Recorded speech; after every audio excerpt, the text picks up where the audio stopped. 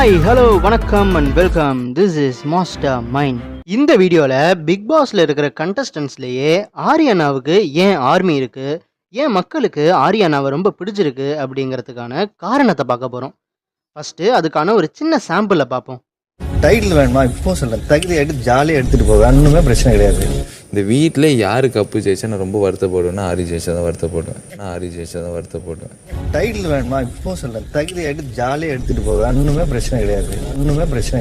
அந்த மனசு இருக்க, அதான் கடவுள். ஏன் ஆரியானாவுக்கு 4 சீசன்லயும் இல்லாத அளவுக்கு சப்போர்ட் இருக்கு? பாலா கேட்ட மாதிரி ஏன் ஆரியானாவை எல்லா வாரமும் ஃபர்ஸ்டா சேவ் பண்றாங்க? அப்படி மற்ற கண்டஸ்டன்ஸ்ட இல்லாத தகுதி இவர்கிட்ட என்ன இருக்கு? இந்த மாதிரியான பல கேள்விகளுக்கான பதிலை இப்ப பார்ப்போம். மற்ற கண்டஸ்டன்ஸ் மாதிரி பின்னாடி பேச மாட்டாரு. எதா இருந்தாலும் நெத்தி பொட்டில் அடிச்ச மாதிரி நேரா தான் பேசுவாரு. இவங்க சொல்லிட்டு ஒரு ஆளை நீங்க என்ன சொல்லும் போது ஏன் ரியோ மேல இருக்கிற விஷயத்தை நீங்க எடுத்து முன்வைக்கல? இதுதான் குரூப்பிசம் அப்படின்னா வேற ஒண்ணுமே கிடையாது. தெரிஞ்சவங்க மேல இருக்க தவறு இருக்கும்போது கையை காட்டி சொல்லலாம். Please stop it. அதை நான் அக்செப்ட் பண்ணிக்கிறேன். யாருக்கும் அதை பண்ணாதீங்க. ஒரு வேலை நடக்கலைன்னா இந்த வீட்ல எல்லாரும் ஒண்ணா இருக்கும். இங்க ஆர்டர் யாரும் வந்து பாஸ் கிடையாதுங்க. பாஸ் இல்ல, நான் ஆல்ரெடி சொல்லிட்டேனே. கேப்டன்ங்கிறது இட்ஸ் நாட் பாஸ். மத்தவங்க இவரை பத்தி தரைக்குறைவா பேசினாலும் இவர் யாரையும் தரைக்குறைவா பேச மாட்டாரு. நிறையலயும் மானஸ்தா இருக்கணும். எனக்கு மானம் இல்லம்மா, மானரோசம்லாம் இல்ல. நரிலாம் கொஞ்சம் மூளையோ கிளவரா இருக்கும்ல, நான் இல்ல அப்படி. அதனால அந்த நரி கூட்டத்துல நான். ஆமா, எங்களுக்கு எல்லாம் மூளை இல்ல, உங்களுக்கு நிறைய. நான் என்ன எந்த ஒரு விவாதத்திலையும் மத்தவங்க பொறுமையை இழந்தாலும் இவர் இழக்க மாட்டாரு. கேட்க கூடாது. இல்ல, அதை இண்டிவிஜுவல் கேம் நீங்க வேலிடேட் பண்ணீங்கன்னா நாளைக்கு கேம் பத்தி பேசும்போது கேபி எவ்வளவு பிடிச்சாங்கன்னு கேட்க கூடாது. நான் சொல்ல திருப்பி இந்த மாதிரி என்கிட்ட பேசாதீங்க. நீங்க என்ன சொல்லி முடிப்பீங்கன்னு என்னால வெயிட் பண்ணி கேட்க முடியாது. என் ஹஸ்பண்ட் பத்தி அம்மா அப்பா பத்தி இங்க பேசாதீங்க. ஆரி. என் ஹஸ்பண்ட் பத்தி அம்மா அப்பா பத்தி ஸ்டேஜ்ல பேசாதீங்க. தோல்வி பெருசு இல்ல, மோதுனா பலமான எதிரியோட தான் மோதணும் அப்படிங்கிற எண்ணம் இவருக்கு இருக்கு. அதனால எதிரியையும் என்கரேஜ் பண்ணுவாரு. நீங்க ஃபர்ஸ்ட் அமைதியா இருந்துட்டீங்க, அந்த உங்களுக்கு அட்வைஸ்னு பேர் கொடுத்ததே நான் தான். அது வேற விஷயம். டைட்டில் வேணுமா இப்போ சொல்றேன், தகுதி எடுத்து ஜாலியா எடுத்துட்டு போவேன், ஒன்றுமே பிரச்சனை கிடையாது. நான் அதெல்லாம் பண்ண விளையாடு சீரியஸாக எனக்கு அப்படிலாம் கிடையாது. நல்லா யாருனாலும் சரி, சிவா யார் வேணா எடுத்துட்டு போங்க. அதுல ஒரு சுவாரஸ்யம் இருக்கு. அப்போ பக்கத்துல வச்சு விளையாடணும்னு இன்ட்ரெஸ்ட் இருக்கும். ஒதுங்கி தள்ள விட மாட்டாங்க. நீ வாடா, நீ விளையாடு. அது எப்படி நான் தோத்தாலும் ஒரு சந்தோஷம் இருக்கும். நல்ல இது மாதிரி ஸ்பிரிட்டா விளையாடுங்க, என்ஜாய் பண்ணுவோம் ஸ்பிரிட்டா. ஆனா ஃபேரா விளையாண்டுட்டு போகும்போது தோத்தாலும் நமக்கு ஒரு சந்தோஷம் இருக்கும், ஜெயிச்சாலும் சந்தோஷம் இருக்கும். நல்ல ஒரு காம்படிட்டிவ் ஜோத்தா, சின்ன பையனா இருந்தாலும் சரி, பெரிய ஆளா இருந்தாலும் சரி. விளையாட்டு வேற, மனிதாபிமானம் வேறங்கிற எண்ணம் இவருக்கு இருக்கு. நான் கொடுக்கணுங்கிறதுனால நான் பாலாக்கு ரொம்ப லோவா இருந்தான், அவனுக்கு கொடுக்கணும்னு கொடுத்தேன்.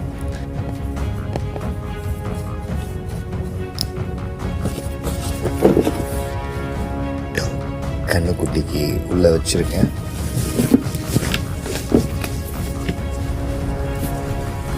இது என்னது? என்னது? கண்ணுக்குட்டின்னு போட்டு இந்த கிஃப்ட். தனக்கு வர அநீதி மட்டும் இல்லாம மத்தவங்களுக்கு எந்த ஒரு அநீதி இழைக்கப்பட்டாலும் அந்த இடத்துல இவரோட குரல் கண்டிப்பா இருக்கும். கேப்டன்ஷிப் நீங்க வரும்போது உங்க தன்னம்பிக்கையோட தான் இந்த வீட்டுக்குள்ள வந்தீங்க. அதே தன்னம்பிக்கையோட இருந்தா அவர் வந்து உங்களுக்கு சப்போர்ட் பண்ணும்போது நீங்க ஒத்துக்கிட்டீங்க. உங்க மேல நம்பிக்கை இல்லையா? வேற ஒரு விஷயம் பேசிட்டு இருக்கேன். கேபி இதே செகண்ட் பொசிஷனுக்கு வரும்போது நீங்க எப்படி இதே மாதிரி நான் இண்டிவிஜுவல் பொசிஷனுக்கு வரும்போது நான் பங்களிப்பை கொடுத்தேன். கேபி சொல்லும்போது எத்தனை பால் முடிச்சேன் கேபி வந்து கேட்டீங்கன்னா என்ன பதில் சொல்லுவீங்க? எந்த ஒரு விளையாட்டா இருந்தாலும் எப்பையும் விதிமுறையை மீறாம விளையாடுவாரு. ஒரு கோழி தன்னுடைய கூட விட்டு வெளியே வந்தா இன்னொரு நரி அட்டாக் பண்ணலாம். சோ ஆரி கிட்ட பண்ண அதான் sir.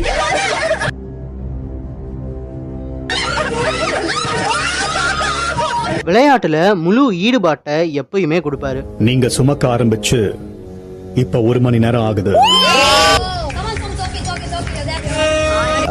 Winner is aari brother. இருங்க ஸ்டார்ட். ஏடா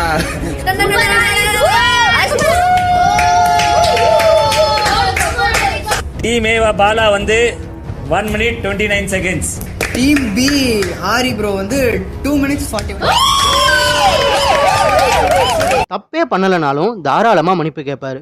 நான் உங்களோட பேசினதுக்கு நான் சாரி கேட்டுக்கிறேன். எனக்கு என்ன ஹர்ட் ஆச்சு நான் சொல்றேன். என்னோட மிஸ்டேக்கை நான் ஒத்துக்கிறேன். இனிமேல் அது நடக்காம நான் பார்த்துக்கிறேன். அவங்க சொன்னதையும் நான் எடுத்துக்கிறேன், சரியாகவே எடுத்துக்கிறேன். கண்டிப்பாக இந்த இந்த ஒரு குவாலிட்டி பிடிச்சிருக்கு. சக போட்டியாளர்களை எப்பயுமே என்கரேஜ் பண்ணுவார். போராட்ட குணத்தை மட்டும் நீ விடவே விடாத, அது உனக்குள்ள ஆழமா இருக்கு. உழைப்பு ஒரு மனிதனுக்கு உயர்வை தரும் அப்படிங்கும்போது உன்னுடைய உழைப்பு இந்த 85 நாள்ல கடுமையா கொடுத்துருக்க, ஆனா பத்தல. இங்க இருக்க போற ஒவ்வொரு செகண்டும் ஒவ்வொரு நாளும் குறைஞ்சிக்கிட்டே இருக்கு. நான் பார்த்த வரைக்கும் நான் உனக்கு சொன்னேன், உன்னுடைய கேள்விகள்லாம் ரொம்ப நல்லா இருந்ததுன்னு நீ சொன்ன ஞாபகம். அவங்க கேட்கட்டும், அவங்க பதில் சொல்லுங்க. அவங்க கேட்கட்டும், அவங்க நிறைய அவங்க இங்க கேள்வி கேட்கும்போது அவங்க தனித்தன்மை வெளிப்படுது. தயவுசெய்து அவங்களுக்கு பேச விடுங்க. அவங்க நல்லா பேசுறாங்க, நல்லா கேள்வி கேட்டாங்க, அவங்களுக்கு எல்லாரும் பதில் சொல்லணும். மற்ற கண்டஸ்டன்ஸ் மேல உண்மையான அன்போடையும் அக்கறையோடையும் இருப்பாரு.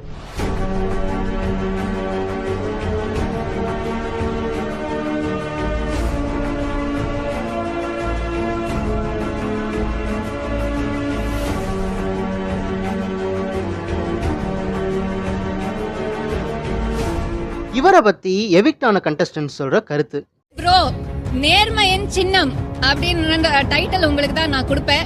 ஆரி amazing person, very very upright straight guy, நேர்மை radar, definitely huge respect for him. So உண்மையில எங்கே ஒரு விஷயம் தப்புன்னு நீங்க வந்து பாத்திருக்கீங்களோ அங்கெல்லாம் நீங்க பேசிருக்கீங்க. என்னோட மைண்ட் வாய்ஸ் அப்படியே நீங்க பேசிருப்பீங்க. நேர்மை வெல்லுங்கிறதுக்கு உதாரணம் வந்து யுவர் சேம்.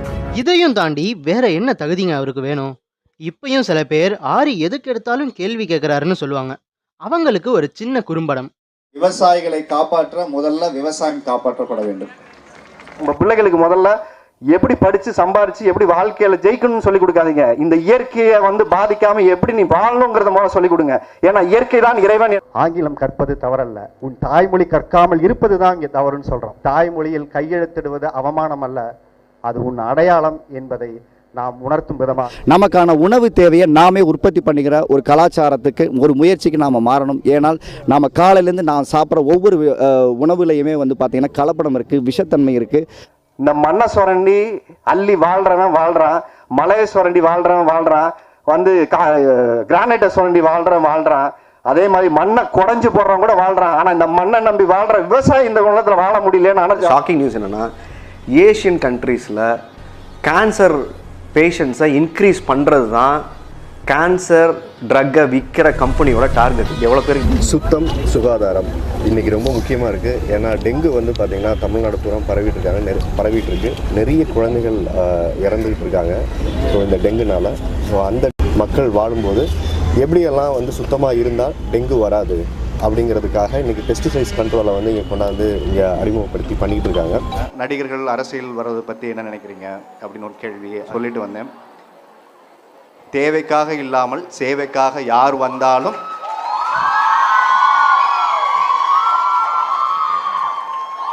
நம்மளுடைய ஆதரவும் என்னுடைய ஆதரவும் எப்போது இருக்கு. அப்படி பாத்தீங்களா, ஆரியண்ணாவை பொறுத்த வரைக்கும் சின்னதோ பெருசோ உள்ளேயோ வெளியிலையோ தப்புனா தட்டி கேட்பாரு. அதுதான் அவரோட கேரக்டர். 34 வயசுல ஆரி செஞ்சதை 24 வயசுலயே கிழிச்சதா சொன்ன பாலாவுக்கு இது ஒரு பதில்.